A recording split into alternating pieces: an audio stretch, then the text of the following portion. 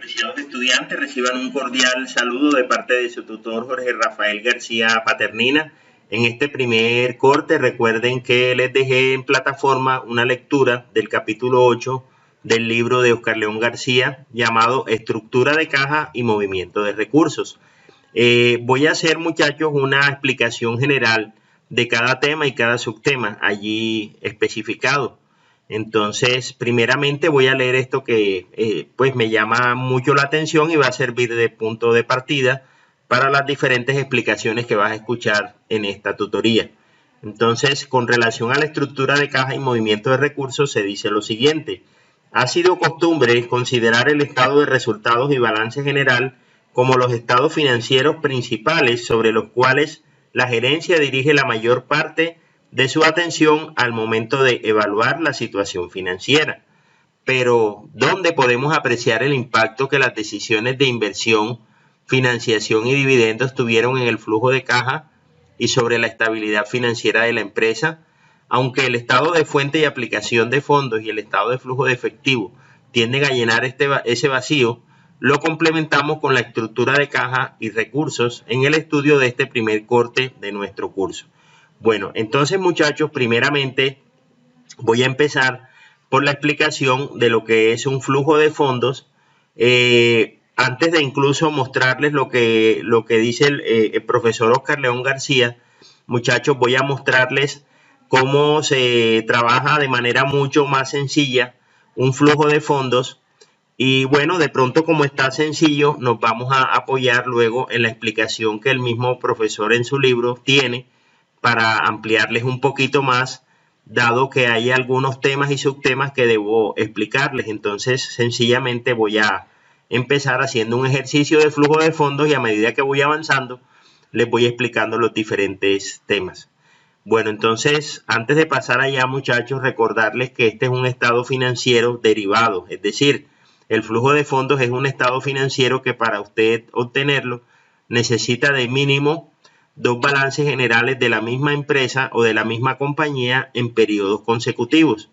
Necesitas que sea, sí, de la misma empresa, periodos consecutivos. Necesitas organizar los balances generales de manera vertical. Ustedes, cuando dieron análisis financiero, recordarán de que hay dos maneras como se presenta el balance general, es decir, una presentación de manera vertical donde tú empiezas por los activos corrientes, los activos fijos, luego pasas a los pasivos corrientes, a los pasivos a largo plazo y a las cuentas de patrimonio. Para este caso, como vamos a trabajar un flujo de fondos, necesitamos preparar o organizar el balance general de manera vertical para luego sí hacer la diferencia de cada una de las diferentes cuentas o rubros que tiene ese estado financiero para obtener primeramente pues el flujo de fondos. Este es un elemento que ya nos ayuda a mirar si las decisiones que se tomaron para ese entonces fueron favorables o fueron desfavorables. Entonces nos apoyamos, por supuesto, en los estados financieros básicos, también algunos datos puntuales del estado de resultados. Entonces, sin más preámbulos, muchachos, pasemos a mirar esa parte. Entonces dice, vamos a preparar el flujo de fondos de la compañía XYZ. Bueno, aquí les presento, muchachos, el balance general de esa empresa para los años 2005 y 2006. Hay una columna que ustedes están viendo allí que se llama variación y hay otras dos columnas que traen el siguiente título. Dice clasificación. Hay que explicar si son fuentes o si son aplicaciones. Entonces, ya les voy a mostrar, muchachos, cuál es la regla para que nosotros clasifiquemos esas variaciones, ya sea como fuentes o como aplicaciones.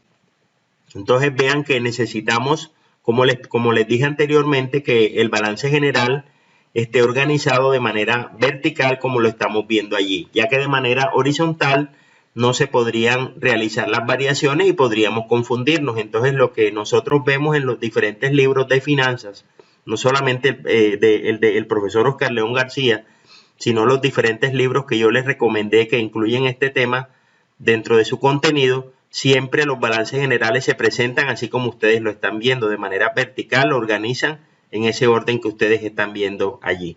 Entonces, avancemos para que miremos cómo se realiza.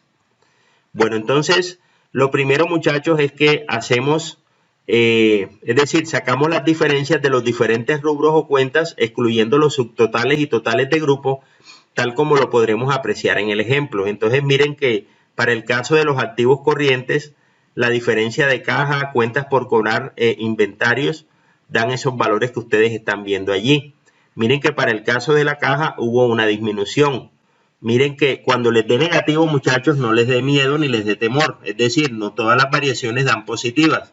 Vamos a encontrar ejemplos varios, ya ustedes van a mirar donde las variaciones dan negativas. En este caso, en este primer cuadro, nosotros vamos a poner las diferencias. ¿Cómo hacemos las diferencias? Siempre es el último año menos el anterior. En este caso, para el caso del ejemplo que les estoy mostrando en estos momentos, el último año es el año 2006. Entonces las diferencias son 2006 menos 2005. Por eso ustedes ven que da allí menos 240. Siempre es así, muchachos. El último año menos el año anterior. Siempre se calculan las variaciones en ese sentido. Último menos el anterior. Entonces, miren cuánto nos dio. Menos 240, 410, 700. Seguimos ahora con los activos fijos. Maquinaria y equipo. Depreciación acumulada. Y así sucesivamente. Hasta llegar a las diferentes cuentas de los pasivos, tanto a corto como a largo plazo. Se dejan en este caso sin tramitar, entre comillas, las cuentas que hacen parte de patrimonio, pero ya les voy a explicar por qué. Ahí se debe hacer un ajuste de cuentas para calcular los dividendos. Entonces, ya les voy a mostrar esa parte. Entonces, el primer paso cuando vamos a preparar un flujo de fondos es hacer esta diferencia que ustedes están viendo allí. Bueno, como segundo paso dice lo siguiente: clasificamos los valores obtenidos al hacer las diferencias de los diferentes rubros o cuentas y las clasificamos teniendo en cuenta los siguientes criterios. Bueno, miren que ahí en un balance general encontramos cuentas de activo, de pasivo y de patrimonio. Entonces, ¿qué pasa? Si esas variaciones de las cuentas para el caso de los activos, si fue positiva, se clasifican como una aplicación. Y para el caso de los pasivos y patrimonios, si esas diferencias son, es decir, si aumentan, se clasifican en este caso como fuente. Y bueno, por el otro lado, cuando la variación de las cuentas disminuye, para el caso de los activos se clasifica como fuente y para el caso de pasivos y patrimonio se clasificará como una aplicación. Entonces dice aquí abajo, al realizar las diferencias y posterior clasificación de los datos se obtuvieron los siguientes resultados. Entonces, miren muchachos que todo esto que yo les estoy mostrando en estos momentos, esa clasificación allí se deriva de la regla que nos indicó el cuadro anterior. Es decir, miren que para el caso de la caja se clasifica como una fuente de recursos dado que la diferencia fue negativa. Obviamente cuando ya tú vas a clasificar los datos acá, ya no los vas a poner negativos como lo estás viendo allí, pero sí haces la diferenciación. Entonces, para los activos corrientes, la única fuente que encontramos es la caja, dado que las cuentas por cobrar y los inventarios se clasificaron como una aplicación.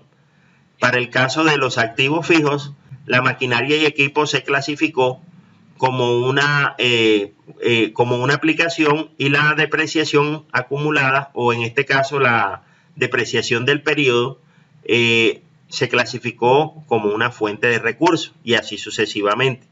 Miren que acá ahorita es lo contrario, es decir, cuando ya son cuentas de pasivo y de patrimonio, miren lo que sucede.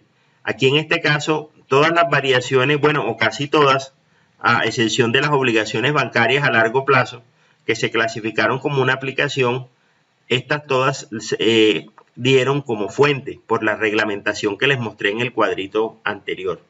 Y bueno, y en la última parte ustedes ven que dice utilidad y se tomó la del último año o la del último periodo.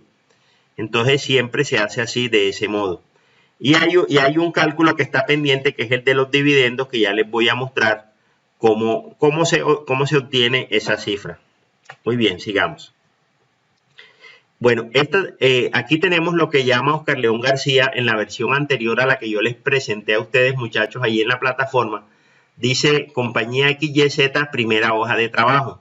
Entonces miren que en la primera hoja de trabajo ustedes clasifican las fuentes y clasifican las aplicaciones en ese orden. Primero son las fuentes y luego las aplicaciones. Entonces allí encontramos algo muy importante, muchachos, y es que desde la primera hoja de trabajo, cuando ya usted organiza o va a preparar el estado financiero, porque todavía este no es el estado financiero, sino que este es una primera hoja de trabajo, desde la primera hoja de trabajo ya a usted le debe encuadrar las fuentes con las aplicaciones tal como lo estás viendo allí. Bueno, muchos dirán, profe, ¿y esos dividendos de dónde salieron? Bueno, muy bien, voy a devolverme un momentico para yo mostrarte este valor que estás viendo acá de 700 de dónde salió. Entonces voy a devolverme un poco para que ustedes vean.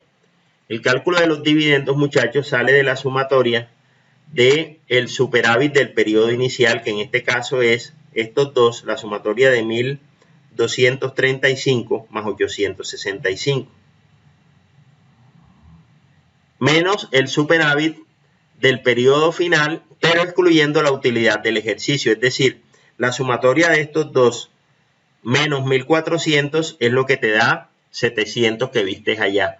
Porque este 990 que estás viendo aquí no se toma, ya que esto se toma, es como una fuente, se toma siempre, esa pues es una regla de los flujos de fondos, se toma siempre la del último periodo, porque recuerden que como estoy haciendo una variación de 2 años, siempre tú tomas por regla general la del último periodo y esta es la utilidad del ejercicio. Ahora sí me devuelvo porque ya saben de dónde salió este 700 que estamos viendo acá. De hecho, muchachos, los invito en estos momentos, pueden devolver el video para que ustedes realicen la operación de cálculo y se den cuenta que ese valor de 700 que están viendo allí en dividendos se obtuvo de esa manera. Bueno, sigamos.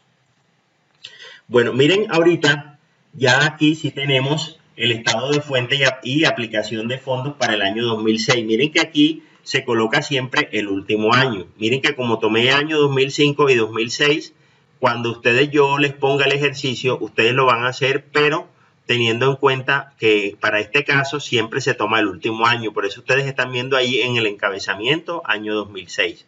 Bueno, miren, muchachos, que ya aquí están clasificados. Fuentes de corto plazo, tenemos disminución del efectivo. Bueno, esto es un detalle que es interesante, muchachos. Ya cuando ustedes están acá preparando el estado financiero, miren que las variaciones nos dan aumento o nos dan disminución. Ustedes deben especificar todo eso de manera detallada por cada rubro o por cada cuenta que ustedes van a encontrar en el balance general. Por lo menos la caja como disminuyó, por eso se coloca así, disminución del efectivo por valor de 240.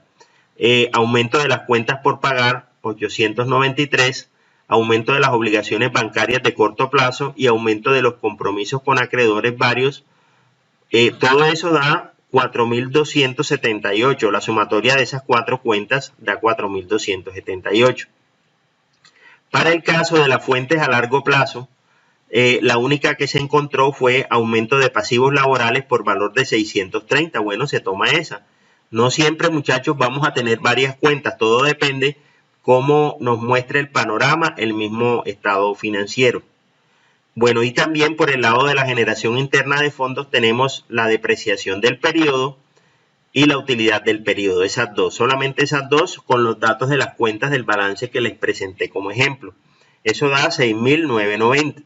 Ahora vamos para el caso de las aplicaciones. Miren que siempre se empiezan analizando las fuentes y después las aplicaciones. Bueno, vamos para las aplicaciones ahora. Dice aumento de las cuentas por cobrar, aumento de los inventarios. Estas dos son aplicaciones de corto plazo por 1.110.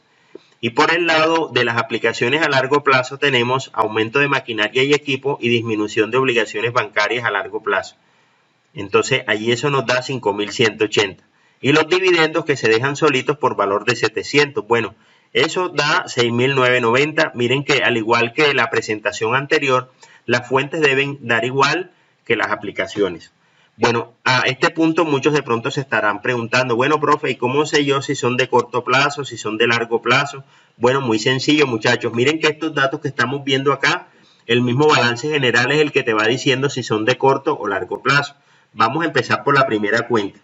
La disminución del efectivo. Ustedes saben que el efectivo o la caja es una cuenta que hace parte de los activos corrientes. Y los activos corrientes todos saben que son activos a corto plazo. Por eso se clasifican acá como fuente de corto plazo.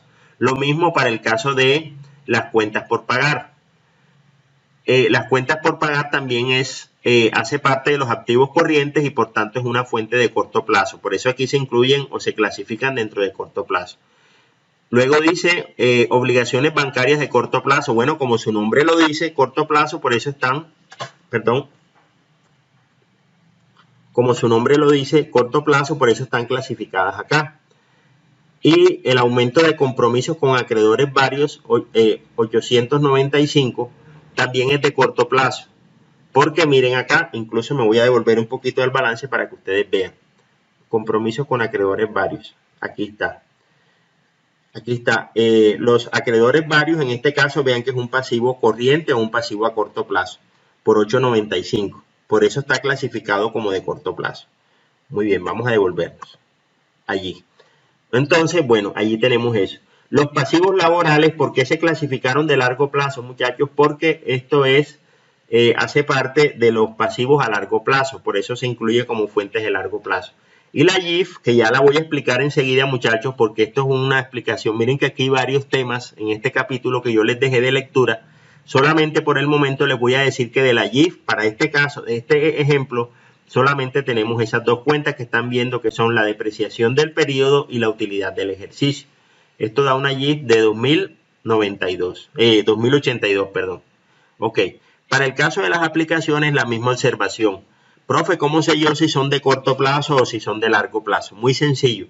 La misma, es decir, la misma cuenta te va indicando si debes clasificarla como de corto o largo plazo. Vean que las cuentas por cobrar hacen parte de corto plazo. Vamos a mirar un momentico para que ustedes vean. Aquí, las cuentas por cobrar, aquí hacen parte de los activos corrientes. Por eso se clasifica como una aplicación de corto plazo en este caso. Vean que hace parte de los activos corrientes. Bueno, y los inventarios también hacen parte de los activos corrientes por valor de 700. Ahí está, y esto suma 1110. Bueno, y acá lo que dice aplicaciones de largo plazo, sabemos que la maquinaria y equipo son activos fijos y por eso los activos fijos son de largo plazo y por eso están dentro de este grupo aquí clasificados.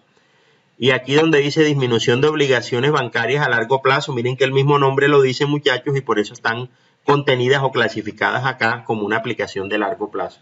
Y los dividendos van solitos, que ese valor de 700 ya les expliqué de dónde salió. Bueno, luego sigue la explicación como tal de lo que es el flujo de fondos. Bueno, estas cifras, ¿de dónde salieron? Vamos a devolver. Miren ese valor, 4.278, 630 y 2.082. Salen de esto que estamos viendo acá. Aquí, 630 y 2.082. Y por el lado de las aplicaciones, vean que son 1.110, 5.180 y 700, tal como lo vamos a ver acá. Son los mismos valores. Bueno, ¿qué pasó acá, muchachos? De manera general, ¿qué podemos apreciar aquí?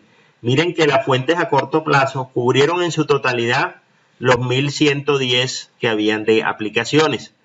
Pero aún a pesar de que las cubrió, quedó aquí un remanente que todavía no se ha utilizado. Es decir, son recursos que la empresa tiene disponibles. ¿Qué pasó ahora con las fuentes a largo plazo? Los 630 que están clasificados acá cubrieron, es decir, se destinaron todo para cubrir las aplicaciones a largo plazo. Pero miren que no fueron suficientes. Tocó entonces tomar recursos de las fuentes a corto plazo por 3.168. Miren que si usted suma esto más esto, estos dos valores les va a dar los 4.278 que ustedes están viendo acá. Bueno, entonces aquí los 630 no fueron suficientes, como les digo. Hubo necesidad de trasladar recursos de fuentes de corto plazo para acá, para cubrir esta aplicación de largo plazo, y vean que aún así no fue suficiente, ya que la generación interna de fondos cubrió los dividendos y además de eso tomamos de allí, en este caso, dinero para cubrir las aplicaciones a largo plazo. Bueno, entonces, ¿qué podemos decir aquí, muchachos? De manera general, ¿qué análisis podemos hacer? Las fuentes de corto plazo deben cubrir las aplicaciones a corto plazo. Las fuentes a largo plazo deben cubrir las aplicaciones a largo plazo y la generación interna de fondos los dividendos. Y en caso de que de pronto quede algún recurso, se podría tomar para financiar aquellas otras aplicaciones que las fuentes no alcanzaron a cubrir, ya sea a corto o a largo plazo. Pero aquí hay un problema. Ese 3.168 que se tomó, indica un movimiento no sano, digámoslo así, ya que no se debe financiar recursos a largo plazo con fuentes a corto plazo. Bueno, eso es de manera general. Entonces, muchachos, esta es una explicación sencilla de lo que es un flujo de fondos. Vamos a ver que con lo que explica el profesor Oscar León García, yo les voy a mostrar de manera secuencial todo lo que él hace. Pero hay algunas cosas, muchachos, que quizás no le van a cuadrar. Cuando llegue su momento les voy a explicar cómo las hizo él. Pero miren que yo les sugiero que siempre trabajemos de este modo porque es mucho más sencillo, mucho más claro. Y de pronto, si en un momento dado usted requiere preparar un flujo de fondos, esta sería la metodología que yo te recomendaría que tú utilizaras. Bueno, eso fue la primera parte. Vamos a ver. Bueno, aquí tengo también algo muy interesante, muchachos. Dice, del análisis de las fuentes de fondos a las que se puede recurrir una empresa, pueden concluirse que estas se clasifican en 4 grandes categorías que son fuentes a corto plazo, fuentes de largo plazo, generación interna de fondos y disminución del capital de trabajo neto operativo, que ya esta parte la vamos a ver con el ejercicio que tiene el profesor Oscar León García, ya que él presenta en su capítulo otro ejercicio donde incluye más cuentas y ya vamos a mirar esta parte del capital de trabajo neto operativo. No se preocupen que toda esa parte la vamos a mirar. También dice, del análisis de las aplicaciones de recursos que realiza una empresa, puede concluirse que éstas se clasifican en 4 grandes categorías que son aplicaciones a corto plazo, aplicaciones de largo plazo, dividendos y el incremento del capital de trabajo neto operativo. Bueno, miren que el capital de trabajo neto operativo puede aumentar o puede disminuir. Ya lo vamos a ver con un ejercicio más adelante cómo nosotros podemos ver esa parte. Es decir, el capital de trabajo neto operativo puede aumentar o puede disminuir y ya les voy a hablar también qué es el capital de trabajo neto operativo. Bueno, dice, antes de cerrar, las principales aplicaciones de recursos son pago de pasivos, inversiones y dividendos. Otro detalle importante, muchachos, principio de conformidad financiera. Dice, del análisis de las diferentes fuentes y aplicaciones, puede concluirse que la financiación del crecimiento de la empresa se realiza a través de una combinación de las fuentes mencionadas, donde la generación interna de fondos debe representar el papel de fuente líder. Igualmente, lo explicado permite configurar lo que se denomina principio de conformidad financiera, que refleja lo que debería ser una sana política financiera en términos de la relación que debería darse entre las fuentes y las aplicaciones. Este principio establece que las fuentes de corto plazo deberían financiar las aplicaciones de corto plazo. Las fuentes de largo plazo deberían financiar las aplicaciones de largo plazo y la generación interna de fondos debe financiar primero que todo el incremento del capital de trabajo neto operativo y los dividendos, y lo que quedare debe aplicarse a corto o a largo plazo dependiendo de las políticas de crecimiento y de endeudamiento de la empresa.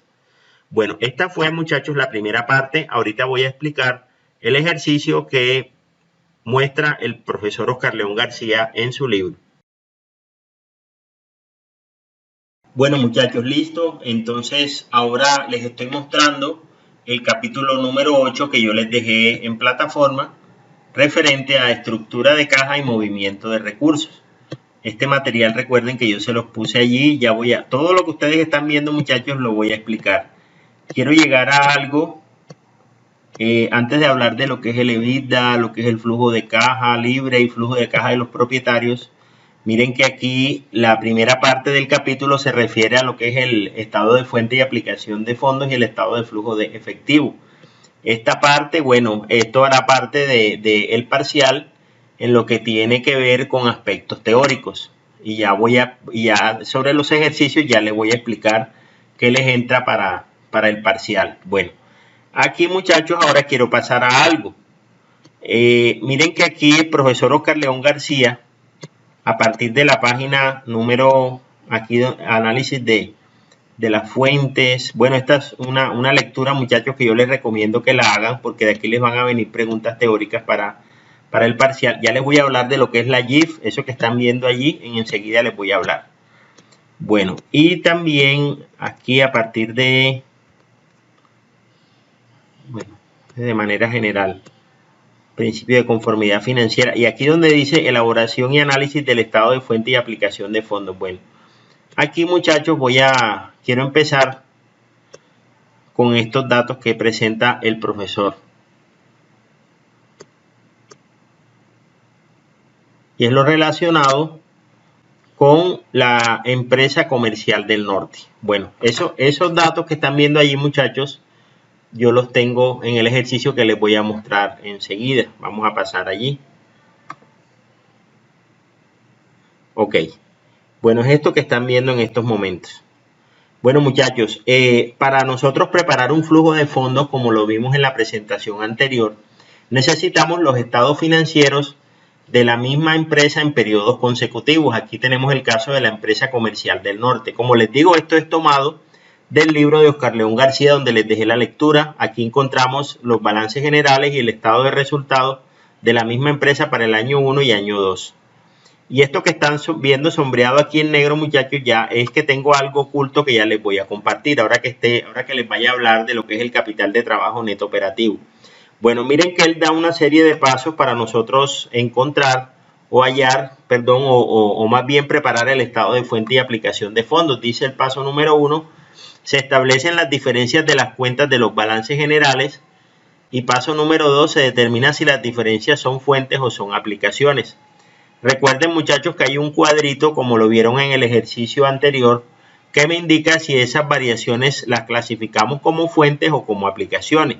Entonces, miren los datos, cómo lo hace el profesor Oscar León García.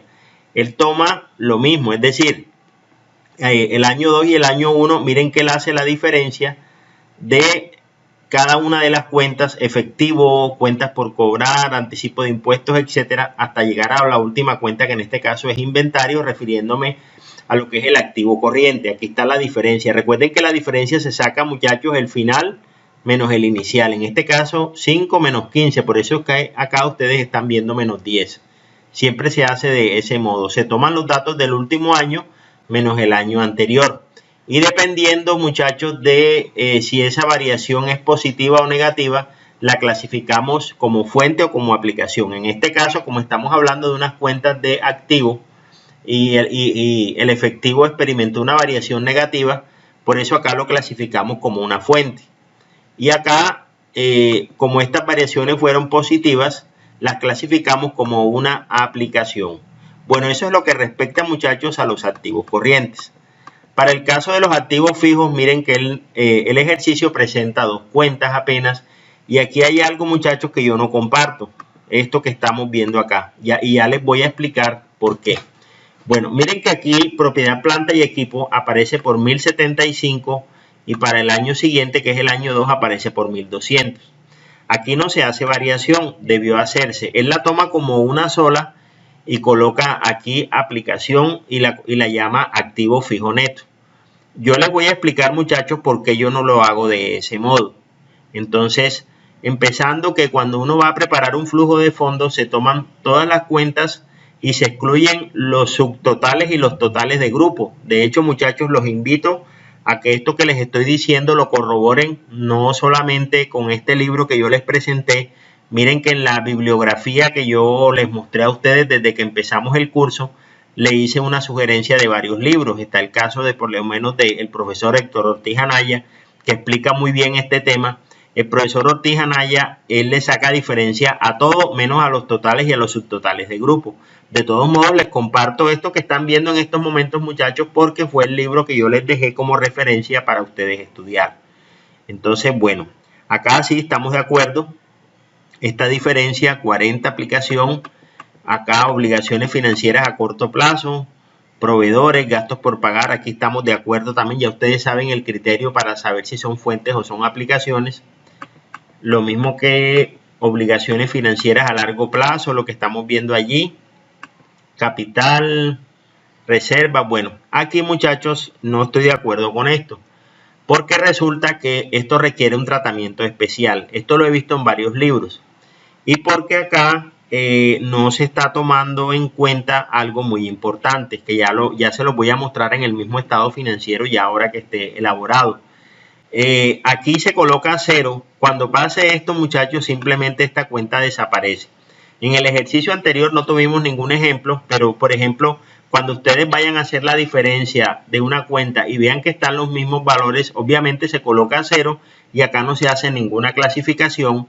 Y en el estado financiero no se coloca absolutamente nada, ¿sí? Porque ahí desapareció. Si está por el mismo valor, ese valor menos el mismo valor te va a dar 0. Entonces esa cuenta sencillamente desaparece del flujo de fondos.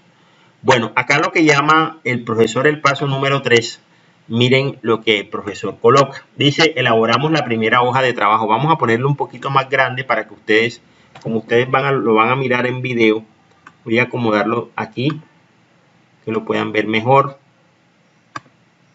Allí, bueno, ahí yo creo que lo ven un poquito mejor.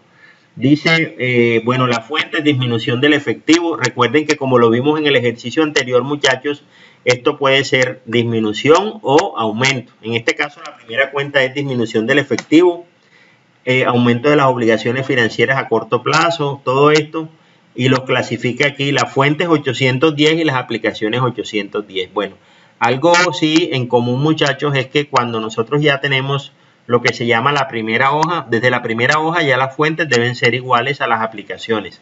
Y siempre las fuentes deben estar a la izquierda y las aplicaciones a la derecha. Ok. Paso número 4. Miren lo que hace acá el profesor. Dice, determinamos la variación del capital de trabajo neto operativo.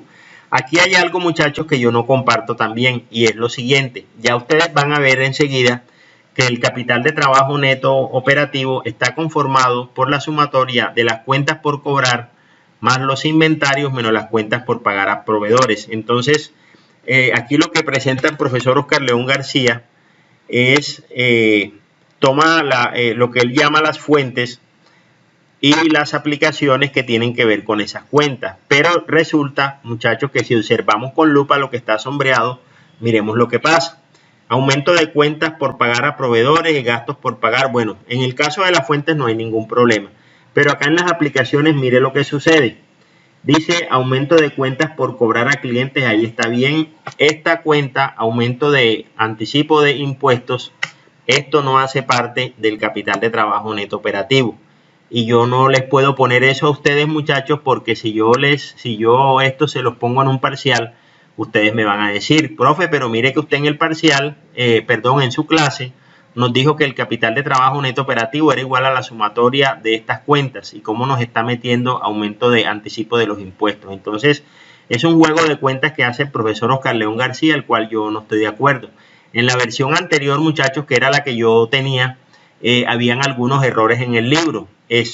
Para este mismo tema, para la explicación de este mismo tema, en esto que les estoy mostrando también hay un error. Considero que esto no debe ir acá y ya les voy a decir cómo nosotros calculamos el aumento en el capital de trabajo neto operativo directamente del balance general. No necesitamos hacer esto y se lo voy a explicar de una manera más sencilla. El aumento de los inventarios sí no hay ningún problema porque de hecho esa es una cuenta que hace parte. Pero aquí prestaciones sociales por pagar no estoy de acuerdo. Entonces aquí el profesor le da un aumento del capital de trabajo neto operativo por 290, pero como les digo, no estoy de acuerdo con esta cifra porque toma unas cuentas que no se deben incluir. Ahora, en la siguiente temática que vamos a ver para el segundo corte, muchachos, vamos a ver todo lo relacionado con capital de trabajo. Hay 4 definiciones de capital de trabajo, pero para esta en particular no puedo tomar cuentas que no están dentro de su ámbito, porque ustedes me van a decir enseguida, profe, pero mire, ahí en el ejercicio usted dice esto, pero acá nos está diciendo otra cosa. Tengo que ser coherente y congruente, muchachos, lo que estoy hablando con las cifras que estoy manejando. Entonces, ahorita enseguida les voy a decir también cómo va a ser el parcial, porque debo ser claro, muchachos, lo más claro con ustedes. Bueno, entonces, aquí vean que las cuentas que tenía sombreadas las desaparece, dado que hice un juego de cuentas acá, y ya no las considera, y acá ahorita las fuentes pasan a ser 605 y las aplicaciones también 605. Bueno, el paso número 5, miren lo que pasa. Bueno, esto viene de la página anterior.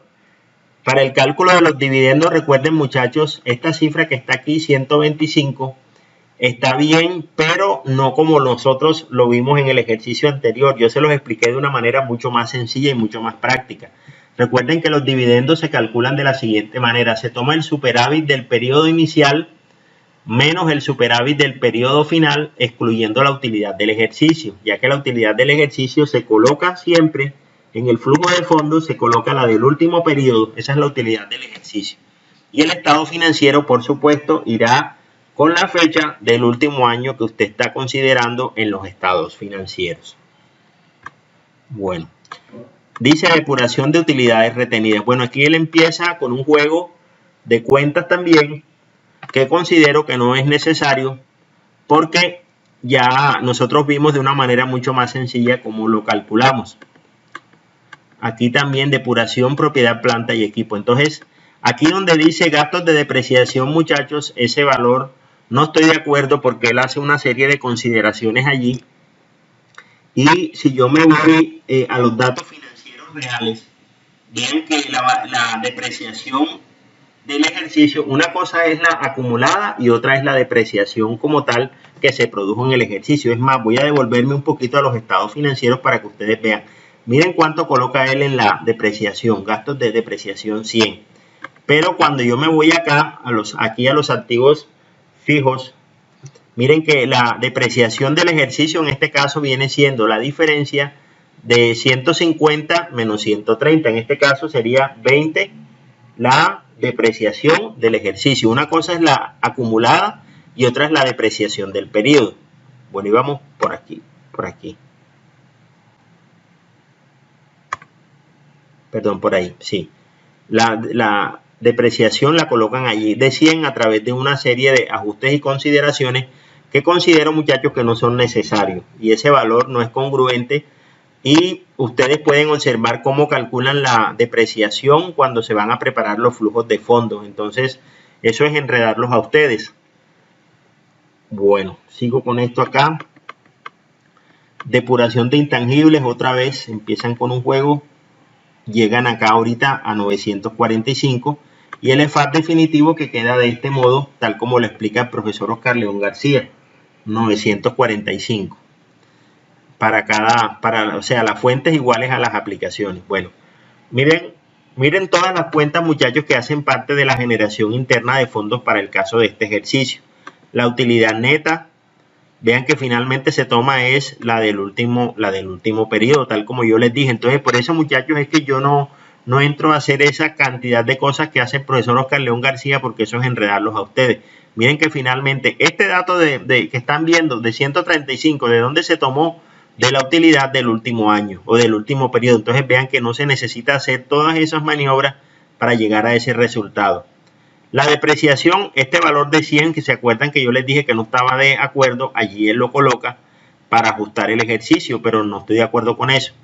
Y acá, muchachos, pérdida en venta de activos, ganancia en venta de activos, son valores también que salen a través de unos datos que él da adicionales a los estados financieros.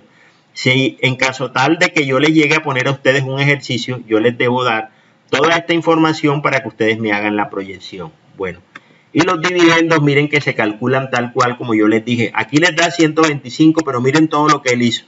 Los dividendos, recuerden, vámonos otra vez a los estados financieros básicos. Aquí los dividendos vienen saliendo la sumatoria del superávit del periodo inicial, todo esto, menos el superávit del periodo final, excluyendo la utilidad del ejercicio, es decir, serían 140 menos 15. Vamos a hacerlo, miren, este 140 sale de la sumatoria de estos dos, 130 más 10. Y excluyendo la utilidad del ejercicio, serían 140 menos 15. 140 menos 15. Es el 125, miren que es el valor que él toma acá como dividendos. Entonces vean que yo se los hago, muchachos, se los explico de una manera mucho más sencilla. Este valor de acá no estoy de acuerdo. Ya les voy a decir cómo calculamos el capital de trabajo neto operativo desde el mismo balance general, sin hacer eso que hace el profesor Oscar León, porque toma unas cuentas que no son. De hecho, como les digo, muchachos, ahorita que nosotros estemos en la otra unidad, donde vamos a estudiar a fondo todas las formas que hay del capital de trabajo, porque son 4 definiciones de capital de trabajo. Tengo que ser claro en lo que es el capital de trabajo neto operativo. Bueno, ahora sí me voy a lo que les quería mostrar que tenía oculto acá. Bueno, esto ya lo voy a borrar, que fue el cálculo que hice para demostrarle cómo salían los dividendos. Voy a poner esto sombra blanca para que ustedes vean qué fue lo que yo hice acá. Bueno, ¿cómo calculo el capital de trabajo neto operativo, muchachos? Vean, me voy a parar acá para que ustedes vean cómo lo saqué. Fórmulas precedentes. Vean dónde, miren los datos que estoy tomando para calcular el capital de trabajo neto. Así se los voy a poner a ustedes en el parcial. No como lo hace el profesor Oscar León García, porque considero que esta es la forma correcta. Si nos vamos a la fórmula, muchachos, en finanzas tenemos que ser muy claros. Yo no puedo ponerles a ustedes a que me realicen una operación haciendo unas consideraciones que no son congruentes con las fórmulas y con lo que se está explicando en el mismo texto. Como les digo, esto es un error que tiene el libro. Entonces, ¿cómo calculo el capital de trabajo neto operativo? Miren las cuentas que estoy tomando. Vean que donde me pone los punticos acá arriba son las cuentas que estoy considerando. Entonces, ¿de dónde sale el capital de trabajo neto operativo? La sumatoria de las cuentas por cobrar. Miren que hay 2 cuentas por cobrar, por eso es que se suman acá. Cuentas por cobrar a clientes, esta de acá, es más, las voy a sombrear para ser más explícito todavía, muchachos. Voy a tomar incluso estos valores, todos aquí los voy a sombrear para que ustedes vean de dónde sale. Las cuentas por cobrar, miren que hay 2 cuentas por cobrar, por eso tomo así. Vean que ahí están los punticos. Cuentas por cobrar menos, o sea, cuentas por cobrar, ¿cierto? Aquí, cuentas por cobrar más los inventarios, en este caso, todo esto, menos, vean que este menos acá, la C22, es las cuentas por pagar a los proveedores, que en este caso es 510. Y esto, bueno, lo voy a sombrear acá también para que lo veamos más claro. Acá. Entonces, eso es para el año número 1. Es decirle fórmulas, quitar flechas. Y acá el capital de trabajo neto para el año 2 lo mismo. ¿De dónde lo calculo, muchachos? La misma diferencia. Entonces, ¿en cuánto varió o en cuánto se nos incrementó el capital de trabajo neto operativo de manera real? En 485. ¿De dónde sale esto? Vamos a mirar la diferencia del capital de trabajo neto operativo del año 2 menos el capital de trabajo neto operativo del año 1. Esa fue la verdadera variación en el capital de trabajo neto operativo. Entonces, en el parcial que les voy a hacer, muchachos, así es que les voy a pedir a ustedes que me calculen el capital de trabajo neto operativo. Aquí tenemos que irnos a los datos puntuales que van a estar en el balance general. Yo, por supuesto, le debo presentar a usted los estados financieros para que usted me haga las respectivas proyecciones. El parcial va a ser en hoja de cálculo y van a haber algunas preguntas teóricas. Esa será en un formulario en línea o una prueba en línea. El parcial va a tener 2 partes.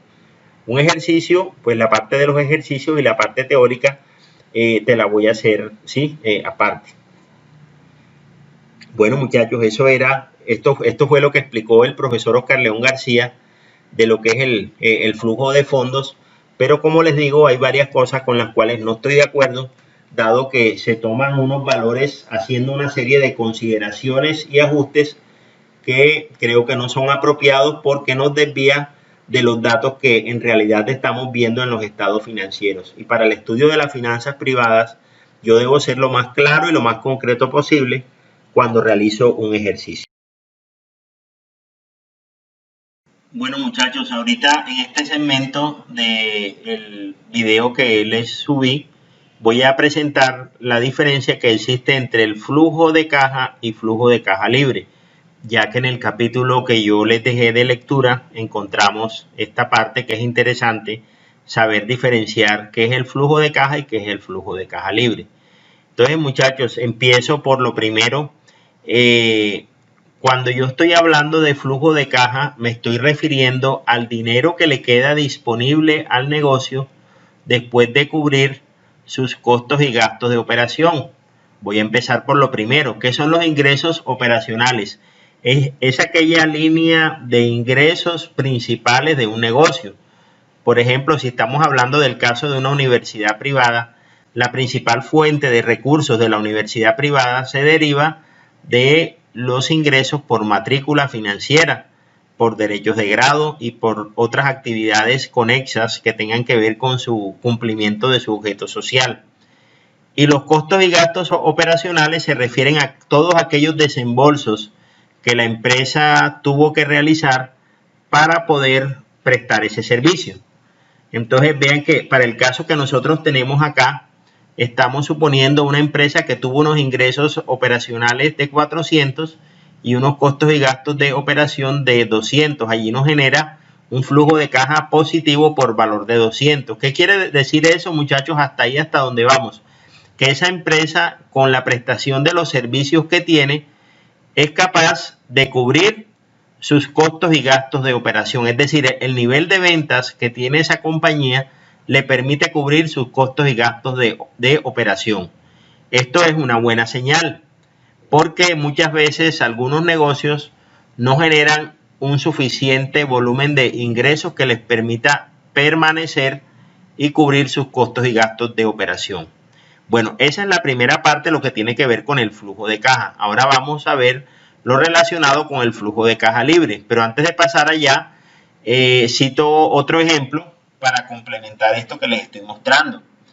Si un empresario, si un empresario, por ejemplo, encuentra esta parte, que su negocio le dejó 200 pesos, él inmediatamente no puede disponer de ellos, ya que, por ejemplo, tiene que reponer el capital de trabajo que requiere para que ese negocio siga operando. Otro ejemplo, si es un negocio que vende panes, por ejemplo, el panadero necesita comprar harina, comprar mantequilla, comprar levadura y todos aquellos insumos que se hace necesario que estén en el negocio para él seguir produciendo y vendiendo su producto estrella. Y también miren que allí se está descontando de esos 200 una inversión en activos fijos por valor de 100. En este caso, allí lo que dice inversión en activos fijos, estamos partiendo del supuesto que se requiere una maquinaria para ampliar su proceso productivo para que la empresa se expanda. Ustedes saben, muchachos, que todo negocio empieza pequeño, pero con el transcurrir del tiempo la empresa se va ensanchando. Bueno, miren que la diferencia que nos queda son 50. Entonces vean que los 200 que era el flujo de caja inicial, se tomó un dinero para reponer el capital de trabajo y también se sacó una porción dedicada a inversiones en activos fijos.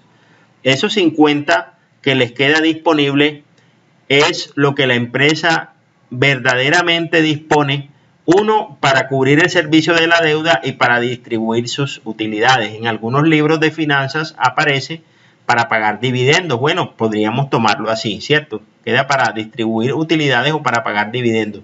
Y el servicio de la deuda, muchachos, se refiere a aquella porción de dinero que nosotros cancelamos cuando tenemos un crédito. Entonces, ustedes dieron matemáticas financieras y recordarán cuando hicieron las tablas de amortización, cada cuota que yo pago tiene dos componentes, una que abona capital y otra que paga intereses. Todo eso, allí incluido esas dos porciones, es lo que se conoce como el servicio de la deuda. Bueno, otro detalle importante, muchachos, que quiero mostrarles, y es que, bueno, esto más que todo lo vamos a ver ahora que estemos en la tercera electiva, que es de valoración de empresas. Este es uno de los métodos más utilizados en estos momentos para encontrar el verdadero valor de una compañía a través del flujo de caja libre descontado. Entonces quería señalarles aquí o mostrarles la diferencia, que no es lo mismo flujo de caja a flujo de caja libre. ¿Cómo podríamos decirlo también de otro modo más sencillo?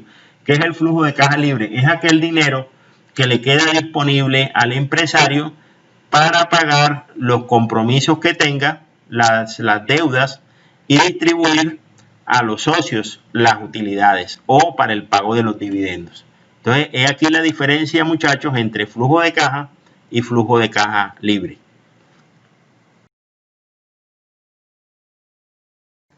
Bueno, muchachos, y ahora continuando con el tema, ahí en el libro nos habla de lo que es el estado de flujo de efectivo Miren que allí el autor de manera general dice algunas cosas. Voy a tomar simplemente lo primero y vamos a trabajar esta parte ahorita que veamos la otra electiva de planeación o proyecciones financieras. Ahí vamos a retomar esta parte. Entonces, solamente para la explicación de esta tutoría voy a decir la primera parte. Dice, otra forma de ilustrar el movimiento de fondos de la empresa es hacerlo en función del movimiento de efectivo exclusivamente. Para ello se utiliza el denominado estado flujo de efectivo, que es la expresión del EFAF que representa movimiento de recursos totales en términos de efectivo. Listo. Entonces, ahora dice, muchachos, vamos a recordar la forma en que se llega al flujo de caja libre a partir de los valores implícitos en los inductores de valor, utilidad, EBITDA y capital de trabajo neto operativo. Entonces, allí encontramos la primera parte, el EBITDA. Para llegar allá, recuerden que necesitamos primeramente los ingresos operacionales, que son las ventas, menos el costo de la mercancía vendida, menos los gastos de administración y los gastos de venta, las depreciaciones y amortizaciones. Llegamos primeramente a una utilidad operativa o EBIT, más las depreciaciones y amortizaciones nos da la EBITDA. Miren lo que estamos viendo a mano derecha. Ahora sí pasamos al cuadrito que tenemos a la izquierda. La EBITDA menos los impuestos, menos el incremento del capital de trabajo neto operativo, menos los incrementos de los activos fijos de reposición, nos da el flujo de caja libre. Al descontar el servicio de la deuda, llegamos al flujo de caja de los propietarios. En este caso es el dinero que queda disponible para que los dueños de la empresa dispongan qué van a hacer, si van a repartir utilidades o si van a repartir dividendos, en este caso, que es una porción de las utilidades.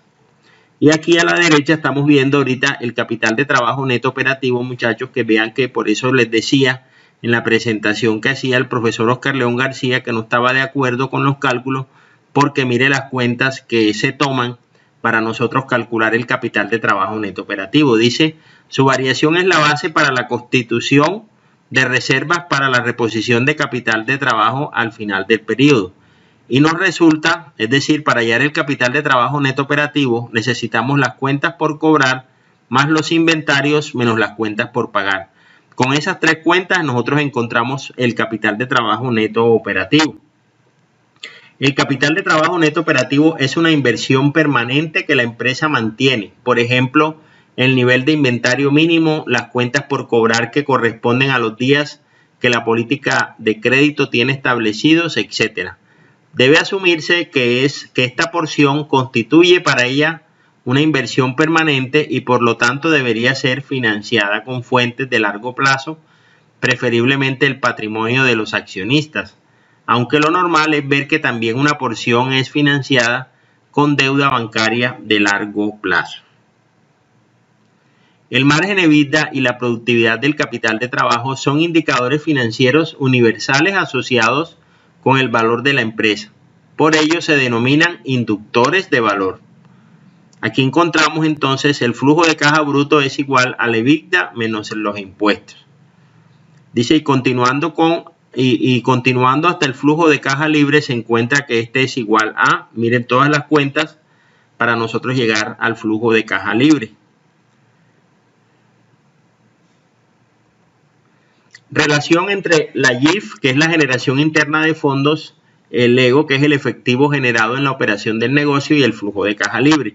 Entonces vean, muchachos, allí les puse un paralelo para que ustedes vieran todo lo que se requiere para encontrar la YIF, todo lo que se requiere para encontrar el EGO y lo que se requiere para el flujo de caja libre. Entonces vean que todas tienen algo en común. ¿Qué relación podemos encontrar así por simple inspección? Bueno, que todas parten de la utilidad neta. Y es importante también tomar la depreciación del periodo. En este caso, miren que aquí se toman también las amortizaciones, por supuesto. Todos estos dineros, muchachos, que llegan a esto, ya lo que llamamos YIF, el EGO y el flujo de caja libre, son dineros que se destinan para asuntos puntuales. Para el pago de las deudas que tenga el negocio, lo que se llama el servicio de la deuda, y para el reparto de la utilidad de los dueños o los accionistas. Entonces voy a ampliar un poquito más sobre la YIF y voy a hablar de cada uno de ellos para que veamos la relación un poco más de cerca. Entonces vamos a empezar por la GIF. La generación interna de fondos con sigla GIF dice son los recursos que directamente se producen en la actividad del negocio. También se le conocen con el nombre de recursos propios. Vean que esta es la principal fuente de recursos. Cuando les estaba hablando del flujo de fondos, allí el autor decía que esta es la principal fuente de recursos. Bueno, dice, se calcula sumándole o restándole a la utilidad neta del periodo las partidas que no impliquen ni implicarán movimientos de caja, así como lo estamos viendo allí. Bueno, esta fue la misma fórmula que les mostré en la diapositiva anterior. Generación interna de fondos, continuación, también denominada recursos propios o fondos propios, es la fuente más importante ya que representa los fondos que directamente se producen en la operación del negocio y da la pauta para evaluar las posibilidades a largo plazo de la empresa, asociadas principalmente con el crecimiento, el reparto de dividendos y el pago de la deuda financiera. La GIF es un valor que se descifra a partir del estado de resultados, sumándole o restándole a la utilidad neta las partidas que no implican ni implicarán movimiento de caja. Por lo tanto, se suman gastos como depreciación, amortización de activos diferidos, provisiones para protección de activos y pérdida en venta de activos, que son los más comunes. Se restan las ganancias en ventas de activos e ingresos diferidos, que son igualmente las partidas más comunes de encontrar en los estados financieros de las empresas. Bueno, y aquí vamos ahora con el efectivo generado en la operación. Dice, se relaciona con el anterior concepto en el que, en sentido de que el efectivo generado en las operaciones es el mismo flujo de caja libre, adicionándole lo correspondiente a la reposición de activos fijos. Entonces, como conclusión, dice el ego corresponde entonces al flujo de caja que la empresa dispone para cubrir inversiones en activos fijos de reposición o de crecimiento, inversiones estratégicas, atender el servicio de la deuda y repartir utilidades. Esa es la última parte, muchachos, del flujo de caja. Recuerden que ya expliqué la diferencia que había entre flujo de caja y flujo de caja libre. El ego corresponde, bueno, voy a repetir aquí, al flujo de caja que la empresa dispone para cubrir inversiones en activos fijos, de reposición de crecimiento, atender el servicio de la deuda y repartir utilidades. Y lo estamos viendo. Ahí tenemos también otra fórmula, cómo nosotros encontramos aquí el ego, ¿cierto? La sumatoria de la GIF más los intereses, más o menos dependiendo de los resultados en la variación del capital de trabajo neto operativo. Recordemos que la variación en el capital de trabajo neto operativo puede ser positiva o negativa, dependiendo pues de las cuentas del balance, tal como nos lo presenta el estado financiero. Flujo de caja libre viene a ser el dinero que la empresa produce y que tiene por finalidad servir a las deudas y a pagar dividendos. Ya lo vimos en el ejemplo anterior. De todos modos, aquí tenemos otra forma como nosotros podemos encontrar el flujo de caja libre. Ya sabemos, muchachos, que no es lo mismo flujo de caja que flujo de caja libre. Bueno, aquí en este caso les muestro un flujo de caja libre histórico. El flujo de caja bruto, cómo lo podemos calcular a través de esos indicadores. Miren, muchachos, esto se asemeja mucho a lo que ustedes recordarán cuando estaban en el colegio, lo que son las identidades. Estas fórmulas yo se las voy a dar, ustedes las tienen en el libro. Yo les voy a dar a ustedes, yo les voy a presentar a ustedes un material en hoja de cálculo y ustedes me van a hacer unas operaciones de cálculo y me van a encontrar esos resultados que yo les voy a mostrar en su momento cuando ya estemos en el tercer parcial. En el primer parcial. Bueno, otra fórmula, aquí la tenemos también del ego, cómo la simplificamos. Y aquí tenemos también el dato del flujo de caja libre histórico y cómo llegamos hasta el ego, todas las cuentas que se necesitan. Estos esquemas, muchachos, yo se los voy a montar en la hoja de cálculo y les voy a dar los datos para que ustedes me hagan la proyección y me encuentren los resultados. Bueno, esto ya lo habíamos comentado. El flujo de caja libre es igual al ego menos las inversiones en reposición de activos fijos. Finalmente, y dado que el flujo de caja libre se destina para atender el servicio de la deuda y pago de dividendos, si en el cuadro se incluye el servicio de la deuda, abono a capital y pago de intereses. Bueno, esto del EBITDA ya lo habíamos visto. De todos modos, bueno, hay un recordatorio. Otra forma como podemos calcularlo. La utilidad operativa después de impuestos para llegar al EBITDA. El flujo de caja libre. Otro procedimiento para calcular el ego. Ahí está. Y bueno, otro tema, muchachos, ya estamos finalizando, es lo relacionado con la estructura de caja. Dice, permite visualizar de manera rápida y sencilla el efecto que sobre la caja de la empresa produce el hecho de tener una estructura operativa y una estructura financiera. La estructura operativa está compuesta por la estructura de ingresos, costos y gastos, la estructura de capital de trabajo y la estructura de capacidad instalada. La estructura financiera está relacionada con el nivel de endeudamiento de la empresa. Entonces allí podemos apreciarlo. Miren cómo está estructurado, como bien lo dice la caja, en dos partes o en dos componentes. La parte operativa, que tiene a su vez la estructura de ingresos, costos y gastos, la estructura de capital de trabajo y la estructura de capacidad instalada. Cada una de ellas genera unos indicadores. En el primero, el margen EBITDA, productividad del capital de trabajo, indicadores propios de cada empresa. Obviamente, ya sabemos que no todas las empresas son los mismos. Hay empresas de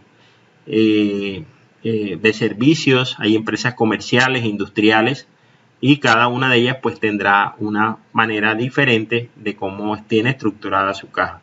Y desde el punto de vista financiero, ahí miramos con lupa el nivel de endeudamiento y los indicadores de riesgo financiero que se podrían presentar.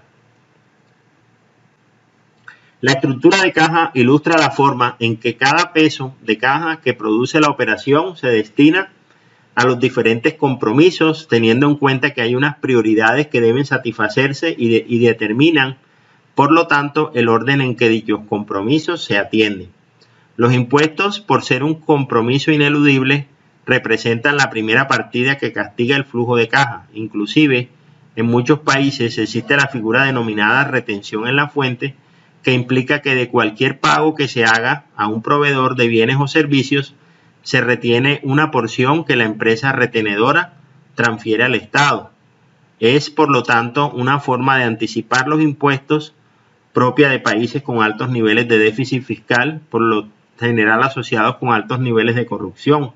Si la utilidad de vida se restan los impuestos que se obtienen del flujo de caja bruto, y es esta cifra la que se utilizará como base para atender los demás compromisos de acuerdo con el orden de prioridad que les corresponda. El flujo de caja bruto se apropia en primera instancia el incremento del capital de trabajo neto operativo. Esta es una alternativa casi tan ineludible como los impuestos, pues es la que garantiza la continuidad de la empresa. En orden de prioridad siguen los intereses, que deben ser cancelados mes a mes, teniendo en cuenta que si la empresa tiene un satisfactorio comportamiento crediticio, el banco siempre estará dispuesto a mantener su nivel de endeudamiento. Es por tanto que el compromiso de abono a capital de la deuda no se incluye en este punto de la descripción de prioridades. La siguiente prioridad son los dividendos para los accionistas. La gran mayoría de empresas reparte utilidades debido a que también en su gran mayoría las empresas son familiares o sus socios la tienen como medio de subsistencia. Esta es una realidad que no puede desconocerse y con frecuencia se encuentra que los problemas de algunas empresas están directamente asociados al excesivo reparto de utilidades. Bueno, otra forma, muchachos, cómo llegamos al flujo de caja bruto. Ahí está, vemos el EBITDA menos los impuestos, más otros ingresos efectivos, menos otros egresos efectivos, valor que debe ser igual al que llega aplicando la fórmula ya deducida para el flujo de caja bruto. Ahí está un ejemplo numérico que corrobora eso.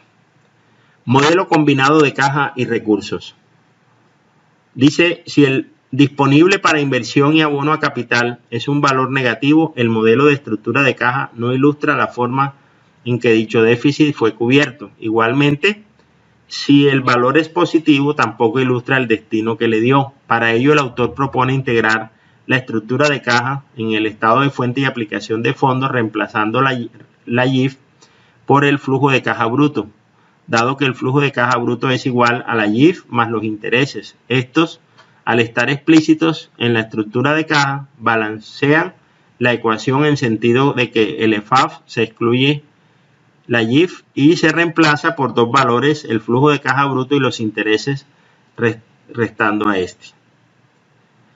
Bueno, otra alternativa denominada modelo combinado de caja y recursos, como su nombre lo sugiere, combina la mayor información que un gerente podría tener disponible con respecto a su flujo de caja estructural con la mejor información que podría tener disponible con respecto al movimiento de recursos, que pueden haber sido o no movimientos de caja, pero que son el reflejo de las decisiones tomadas en el periodo.